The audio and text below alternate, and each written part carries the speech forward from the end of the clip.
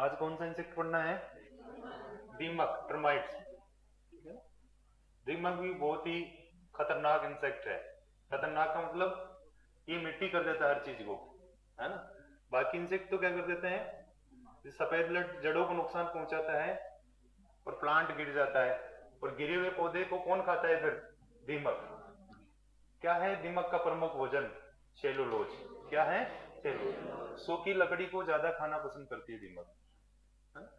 सूखी लकड़ी को ज्यादा खाना पसंद करती है, शुष्क जलवायु में रहना पसंद करती है। वर्षा ऋतु जब होगी तो ये बिल्कुल निष्क्रिय हो जाती है, नुकसान नहीं पहुंचाती है। जब वर्षा ऋतु समाप्त होती है तो वापस सक्रिय हो जाती है। और इंसेक्ट क्या वर्षा ऋतु के समय लगभग नुकसान पहुंचाते रहते हैं, लेकिन ये शुष्क जलवायु में ही नुकसान पहुंचाएगी, है ना। तो क्या नाम है दीमक का? ओडेंटोटर्मस ओवेसस। ओडेंटोटर्मिस ओवेसस इसका नाम है। कौन से संघ से है? आर्थ्रोपोडा संघ से है। वर्ग किससे है? इंसेक्टा से। गण क्या है? आइसोप्टेरा। कुल क्या है? ट्रमाइटिडी। और वंश क्या है? ओडेंटोटर्मिस। कौन सी जाति पढ़ रहे हैं अपन? ओवेसस। कौन सी पढ़ रहे हैं? ओवेसस। देखो आगे, सर्वभक्षी व सामाजिक कीट। सामाजिक महत्व का कीट होता है। सामाजिक महत्व का मतलब सोशल लाइफ होती है ना। सोशल लाइफ किसे कहते हैं? जब भी परिवार के साथ में अन्य जैसे अपने सामाजिक सोशल, जैसे अपन गांव है, छोटा गांव में एक मुखिया होता है ना। गांव का मुखिया होता है, फिर गांव में अलग अलग घर होते हैं, फिर घरों के अंदर मुखिया होते हैं, मतलब सोशल लाइफ वैसे ही दीमक रहती है। ऐसे सिस्टमेटिक तरीके से एक परिवार होता है, परिवार के अंदर राजा रानी होते हैं, श्रमिक होते हैं, सैनिक होते हैं। सैनिक अपना काम करते हैं, श्रमिक अपना काम करते हैं, राजा रानी शाही सदस्य होते हैं, कॉलोनी के मजे करते हैं, रेस्ट करते हैं, है ना। और रानी का काम अंडे देने का काम होता है केवल, है ना। प्रति सेकंड एक अंडा देगी और देती रहेगी। 70 से 80 हजार अंडे देती है 24 घंटे के अंदर, है ना। कितने घंटे में? 24 घंटे में 70 से 80 हजार अंडे प्रतिदिन देती है। तो इसे अंडे देने वाली मशीन भी कहते हैं। इस प्रकार इसकी सोशल लाइफ होती है। जैसे एक परिवार चल रहा हो वैसे ये चलता है ना। जैसे मधुमक्खी पालन में देखा होगा सबने, वहां पर भी श्रमिक होता है, राजा रानी नर मादा जिसे कहते हैं। और ऐसे सिस्टमेटिक तरीके से श्रमिक जाता है, फूलों से रस को सक करता है, फिर उसको शहद में कन्वर्ट करता है। राजा रानी के लिए भोजन का बंदोबस्त करते हैं श्रमिक। सैनिक होते हैं जो शत्रुओं से कॉलोनी की रक्षा करते हैं। कोई भी शत्रु यदि अटैक कर रहा है, शत्रु का मतलब जैसे आप जाते हो शहद लेने के लिए, मधुमक्खी छत्ते को तोड़ते हो, तो आप पर अटैक नहीं करते हैं, वो श्रमिक नहीं करते, वो करते हैं सैनिक। कौन करते हैं? सैनिक, जो रक्षा करते हैं कॉलोनी की।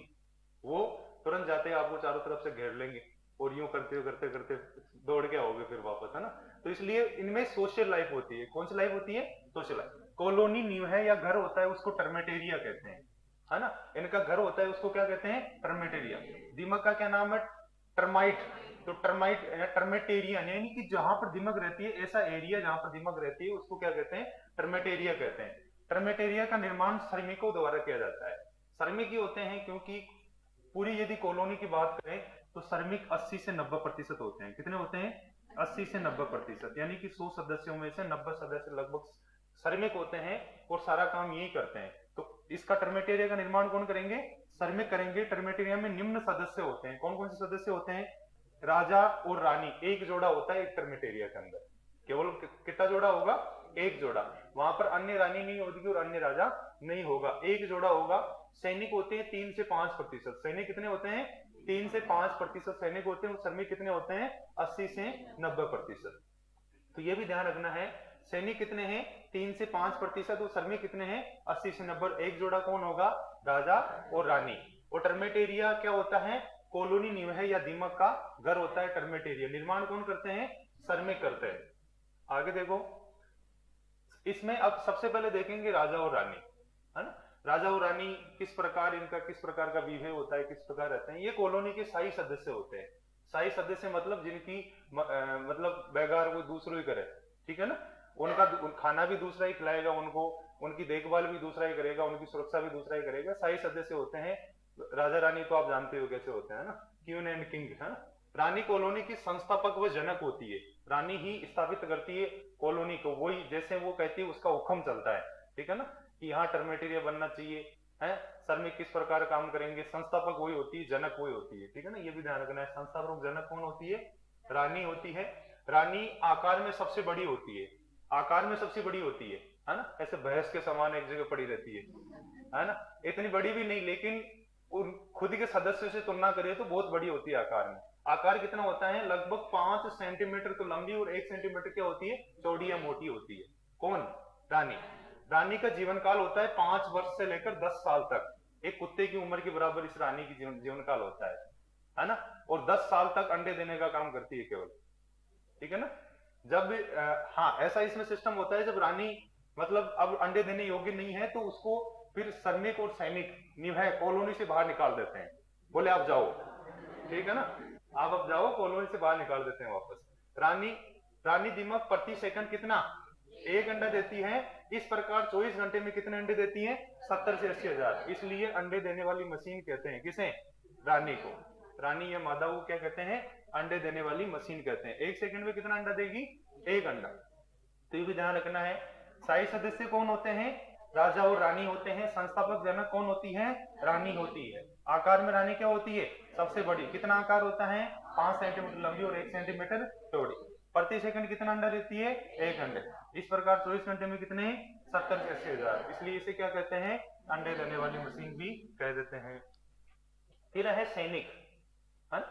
सैनिक क्या काम करते हैं, सैनिक बॉर्डर पर रक्षा कर रहे हैं, है ना। वैसे ये भी तो कॉलोनी की रक्षा करती है ना, कॉलोनी के अन्य सदस्यों की शत्रुओं से रक्षा करते हैं। किससे रक्षा करते हैं, शत्रुओं से। सैनिक की क्या है, इनका जब डेवलपमेंट होता है, जब इनकी लाइफ साइकिल चलती है, उस समय एक उसी निम्फ से, अपन बात करें जो निम्फ होता है, उसी निम्फ से क्या निकलते हैं, सैनिक निकलते हैं, उसी से श्रमिक निकलते हैं, और उसी से नर एवं मादा निकलते हैं। भाई अलग अलग थोड़ी होता है, ऐसे तो है नहीं कि ये राजा का जन्म हो गया, ये रानी का जन्म हो गया, ऐसा तो थोड़ी है। अपनी किसके अनुसार, अपनी क्षमता के अनुसार कोई रानी में कन्वर्ट हो जाएगा, कोई राजा में कन्वर्ट हो जाएगा, कोई श्रमिक में चला जाएगा, कोई सैनिक में चला जाएगा। तो सैनिक में क्या होता है, इनका जो माउथ पार्ट होता है वो इसी प्रकार होता है। इनका मुंह जो होता है वो लड़ाकू होता है। कैसा होता है, लड़ाकू। ऐसे देखते ही दूसरे को डर लगता है कि हाँ ये सैनिक है, उसकी पहचान भी होती है, ये सैनिक है ना। मुखांग कैसा होता है, असाधारण रूप से विकसित होता है। कैसा भी हो सकता है, जबड़ा ऊंचा नीचा टेढ़ा, है ना, टेढ़ा मेढ़ा कैसा भी हो सकता है, यानी कि डरावना टाइप। असाधारण टाइप का मतलब कोई उसकी बनावट फिक्स नहीं है, असाधारण होता है ना, असाधारण रूप से विकसित होता है। इसके बाद में श्रमिक। श्रमिक का क्या होता है, मुखांग क्या होता है, मजबूत व दृढ़ होता है। मुखांग मजबूत होगा तभी तो सूखी लकड़ी को खाएगा, है, जड़ों को नुकसान पहुंचाएगा। जबड़ा मजबूत नहीं होगा तो बताओ सूखी लकड़ी को खा सकता है क्या, नहीं खा सकता, है ना। फिर सूखी लकड़ी को खाने के बाद में फिर भोजन कहां तक पहुंचाएगा, राजा रानी तक भी पहुंचाएगा, स्टोर करके, है ना। इसकी संख्या कितनी होती है, 80 से 90%।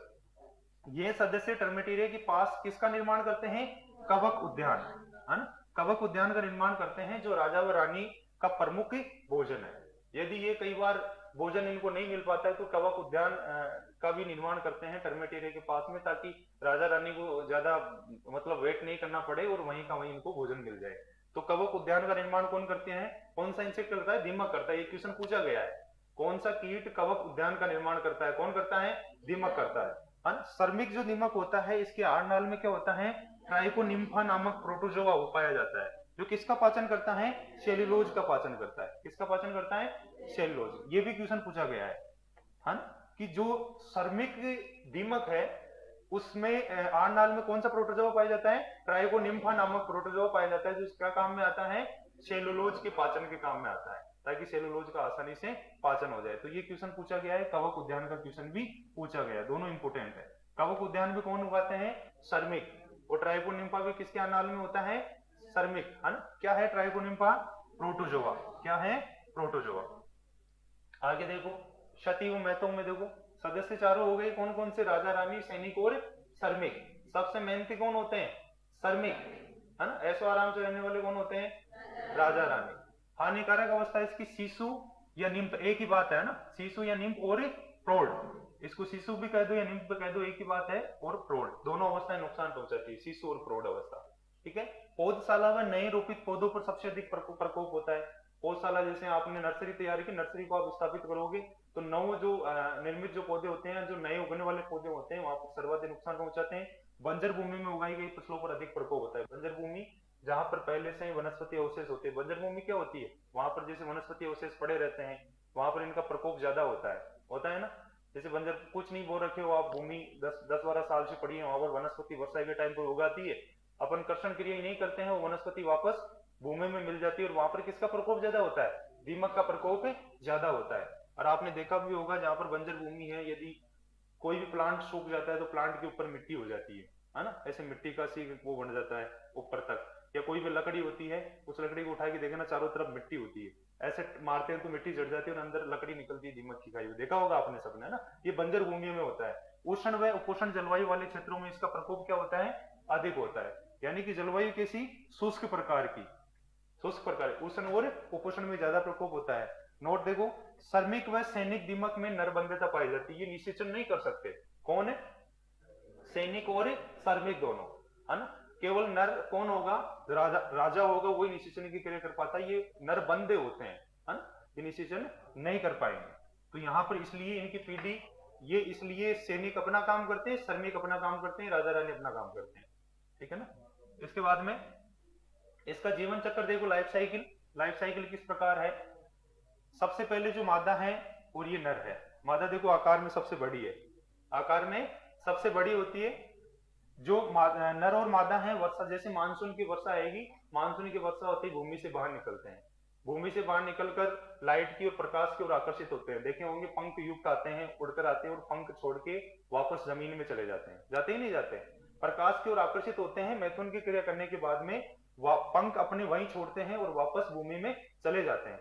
भूमि में चले जाकर अपना स्थान देखते हैं, कौन सी जगह अपन को एक छोटा घर बनाते हैं सबसे पहले, और वहां पर फिर अंडे देने का काम करती है मादा, और अंडों से क्या निकलते हैं? श्रमिक निकलने के बाद में फिर अच्छा घर बनाया जाता है, टर्मेट एरिया, बहुत बड़ा घर बनाया जाता है, ठीक है। पहले अपनी अस्थायी व्यवस्था करते हैं मिट्टी के अंदर जाके, कौन? नर और मादा दोनों जोड़े युगल के रूप में ही साथ जाते हैं, जोड़े के रूप में ही भूमि के अंदर एंटर होते हैं, पंखों को वहीं छोड़ देते हैं। पहले ऐसी पंख युक्त अवस्था होती है। पंख युक्त अवस्था के बाद में नर एवं मादा, इस अवस्था से नर और मादा निकलते हैं। नर और मादा प्रकाश की ओर यहीं पर आकर्षित होकर और फिर भूमि के अंदर चले जाते हैं। फिर क्या कर देते हैं? अंडे देते हैं, भूमि के अंदर ही अंडे देंगे, वहीं पर छोटा पहले अस्थायी घर बनाएंगे, और अंडों से क्या निकलते हैं? अभ्रक। कितने दिन में निकलेंगे? 7 दिन में अभ्रक निकलते हैं। अंडों की तो कोई गिनती नहीं है, प्रति सेकंड एक अंडा देते हैं, मैंने पहले ही बता दिया, है ना। इस प्रकार यहाँ पर अंडों की संख्या नहीं लिखी, 7 दिन में अभ्रक निकलते हैं। अभ्रक जो होते हैं ये 6 माह में रूपांतरित होते हैं। 6 माह में कुछ तो किस में चले जाते हैं? श्रमिक में, कुछ किस में चले जाते हैं? सैनिक में। सैनिक का माउथ पार्ट देखो कैसा है, लड़ाकू है ना, ये दोनों देखो आगे से, ये इसमें थोड़ी है, अरे श्रमिक में है क्या? जबकि सैनिक में, श्रमिक में नहीं है, सैनिक में है, देखो यहाँ पर भी नहीं है, पंख युक्त अवस्था में भी। इस प्रकार 6 माह में कुछ अवस्थाएं पंख युक्त में चली जाती है। पंख युक्त के बाद में फिर वापस ये इसमें रूपांतरण होता है नर और मादा के अंदर, है ना। इस प्रकार इसकी लाइफ साइकिल चलती है, और वर्ष में कितनी पीढ़ी समाप्त होती है? 1 पीढ़ी, है। तो यहाँ पर देखना कि जो अभ्रक होते हैं वो 6 माह में श्रमिक, सैनिक और पंख युक्त अवस्था में बदलते हैं। पंख युक्त अवस्था के बाद में 1 से 2 वर्ष में, कितने समय में? 1 से 2 वर्ष के बाद में किसमें परिवर्तित होंगे? नर और मादा के अंदर परिवर्तित होंगे। फिर भूमि के अंदर अंडे देंगे, और अंडे इस प्रकार 1 सेकंड में एक देंगे, इस प्रकार 7 दिन में वापस अपने, इस प्रकार लाइफ साइकिल चलती है। तो यहां से कितनी अवस्थाएं निकली? एक तो निकल गया श्रमिक, एक कौन निकल गया? सैनिक, और एक कौन सी अवस्था? पंख युक्त, जो मानसून के समय प्रकाश की ओर आकर्षित होती है, वो यही अवस्था है। इसके बाद में प्रकाश के पास ही मैथुन की क्रिया करके वापस कहां चले जाते हैं? भूमि में चले जाते हैं, और 1 से 2 वर्ष के बाद में ये उनमें से नर और मादा का चयन होता है। युगल में जाएंगे तो एक नर और एक मादा होगा। अब ये बहुत सारे जाते हैं, यहाँ पर जरूरी तो ये तो है नहीं कि एक ही अवस्था आएगी केवल। यहां से ये मान के चलो 1000, जैसे 1000 जोड़े अलग अलग भूमि में एंटर हो गए, तो कितने टर्मेट एरिया बनेंगे? 1000 टर्मेट एरिया बनेंगे। बनेंगे नहीं बनेंगे? अरे बनेंगे ना। फिर 1000 वापस अंडे देने का काम करेंगे, फिर 1000 से मान के चलो आप वापस 1 लाख टर्मेट एरिया बनेंगे, 1 लाख पंख युक्त अवस्था होगी फिर टर्मेट। इस प्रकार अपनी पॉपुलेशन बहुत ज्यादा बढ़ा लेते हैं, और यदि समय से कंट्रोल नहीं किया जाए तो बिल्कुल मिट्टी कर देते हैं, चाहे वो वृक्ष हो, चाहे अपने फसल अवशेष हो, कुछ भी हो, बिल्कुल मिट्टी बना देते हैं उसको। इसके बाद में देखो यहाँ पर ये इस प्रकार ये रानी होती है, ये रानी पड़ी पड़ी इस प्रकार अंडे देती है ना। अंडे देने वाली मशीन इस प्रकार की होती है, एक जगह रहती है फिर अंडे देने का काम करती है ना। ऐसे इसका घर होता है टर्मेट एरिया। घर दिख रहा है ना आपको? मिट्टी के अंदर ऐसा घर होता है। सैनिक कक्ष अलग होता है, श्रमिक कक्ष अलग होता है, राजा रानी का कक्ष अलग होता है, ठीक है। ये राजा रानी का कक्ष है, जहां पर अंडे देकर अंडों का स्फुटन होता है, जैसे उनका रूपांतरण होता है 6 महीने बाद में, सैनिक अपने कक्ष में चले जाते हैं, श्रमिक अपने कक्ष में चले जाते हैं और राजा रानी अपने कक्ष में रहते हैं, है ना। इस प्रकार का घर होता है, कक्ष बना होता है बिल्कुल। ये देखो कुतुब मीनार दिख रही है ना सभी को। विदेशी पर्यटक यहाँ पर घूमने के लिए भी आए हुए हैं, दिखाई दे रहे हैं ना, नहीं दिख रहे विदेशी पर्यटक, है ना। विदेशी पर्यटक को तो ये लग रहा है कि ये कुतुब मीनार है, जबकि दीमक का बनाया हुआ टर्मेटेरिया दीमक का घर है, दिख रहा है ना सभी को। जैसे हाँ, जैसे जंगल के अंदर वृक्ष सूख जाता है ना, वृक्ष सूखने के बाद में उसको चारों तरफ से देखो किस प्रकार कवर किया है इसने, किस प्रकार की डिजाइन बनाई है। यहाँ पर एक तना होगा सूखा, उस सूखी तने की चारों ओर क्या बना दिया, मिट्टी का ऐसे आवरण बना दिया, और वहां पर टर्मेटेरिया यानी खुद का घर भी बन गया और भोजन भी हो गया, है ना। इस प्रकार अब देखो कितनी अच्छी डिजाइन बना रखी है, इसके अंदर दीमक है बहुत सारी, है ना, जंगल के अंदर। ऐसे देखो यहाँ पर, ये देखो कितनी अच्छी है ना, जैसे कोई गढ़ हो, किला हो जोमनेर वाला, है ना, ऐसा। और यहाँ पर ये फसली पौधों पर जो अपने छोटे पौधे होते हैं ना, फसली पौधे, उन पर इस प्रकार का घर बनाती है। तो इतना अच्छा तो आप बना ही नहीं सकते, नहीं बना सकते ना, इतना ये बनाते हैं।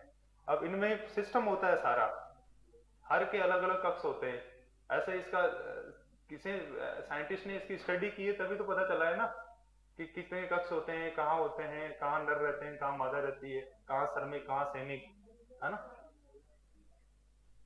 इसके बाद में नियंत्रण देखो इसका, टर्मेटेरिया की खुदाई कर इसे क्या कर देना चाहिए, नष्ट कर देना चाहिए। जहां से दीमक निकल रही हो वहां से देखो कि टर्मेटेरिया इसके जस्ट नीचे है, तो वहां से आसपास की खुदाई करके जो टर्मेटेरिया है लगभग इतनी दूरी के अंदर रहता है, उसको वहां से निकाल के उसको नष्ट कर दो। तो इससे दीमक का क्या हो जाएगा, कंट्रोल हो जाएगा। कच्चे गोबर की खाद का प्रयोग नहीं करना चाहिए, कच्चे गोबर की खाद का प्रयोग करोगे वो सड़ेगा नहीं सड़ेगा तो वहां पर किसका प्रकोप होगा, दीमक का प्रकोप होगा। फसल अवशेषों को एकत्रित कर क्या कर देना चाहिए, जला देना चाहिए, फसल अवशेषों को एकत्रित कर जला देना चाहिए। आजकल तो क्या है, जलाने पर रोक है वैसे, है ना, कृषि विभाग जलाने नहीं देता, लेकिन जब भी बंजर भूमि है, अगली फसल आप नहीं बोते हो, तो अगली फसल नहीं बोते तो फसल अवशेष को जलाने की आवश्यकता नहीं है। यदि अगली फसल आपको बोना है तो फसल अवशेष को आप जला सकते हो, ताकि दीमक का प्रकोप नहीं हो। हल्की सिंचाई करनी चाहिए, क्योंकि जब नम मृदा रहेगी तो इसका प्रकोप क्या होगा, कम होगा। बुआई से पहले मृदा में क्या, फोरेट 10G आएगा यहाँ पर ना, 10G, जी क्या होता है, ग्रेन्यूल्स, है ना, दानेदार जो दानों की साइज होती है ना, 2G 3G 10G 15G, जो भी जी होता है ना, ग्रेन्यूल साइज को बताता है ना। 20 से 25 किलोग्राम प्रति हेक्टेयर का क्या करना चाहिए, मृदा में प्रयोग करना चाहिए। बुआई से पहले ही प्रयोग कर दो, भूमि की तैयारी के समय, है ना, तो इससे इसका कंट्रोल किया जा सकता है। इसके बाद में देखो, गेहूं की फसल में इसका प्रकोप कम करने के लिए बीजों को बुआई से पहले किससे उपचारित करना चाहिए, क्लोरपाइरिफोस, कितनी ईसी, 20 ईसी, या फिर क्यूनोल फोस 25 ईसी @ 20 ml प्रति किलो बीज से उपचारित करना चाहिए। 1 किलो बीज को किससे, 20 ml क्यूनोल फोस या क्लोरपाइरिफोस से क्या करना चाहिए, उपचारित करके ही बुआई करना चाहिए, है ना। खड़ी फसल में क्या, मेलाथियोन 50 ईसी, कार्बोरिल 50 WP, ये पाउडर फॉर्म में आता है, वो पाउडर होता है घुलनशील, जिसको कहते हैं वेटेबल पाउडर, है ना, वेटेबल जो होता है ना, घुलनशील पाउडर होता है। इसकी 2 ग्राम प्रति लीटर की दर से क्या करना चाहिए, छिड़काव करना चाहिए। 2 ग्राम पाउडर होता है, उसको 1 लीटर पानी में घोलकर उसका स्प्रे कर सकते हो, है ना। और मेलाथियोन 50 ईसी, तो ये तो लिक्विड होता है ऑलरेडी, लेकिन कार्बोरिल क्या होता है, वेटेबल पाउडर होता है, जिसको 2 ग्राम प्रति लीटर पानी के हिसाब से यहाँ पर अपना प्रयोग कर सकते हैं। तो इस प्रकार इसका मैनेजमेंट अपन करते हैं।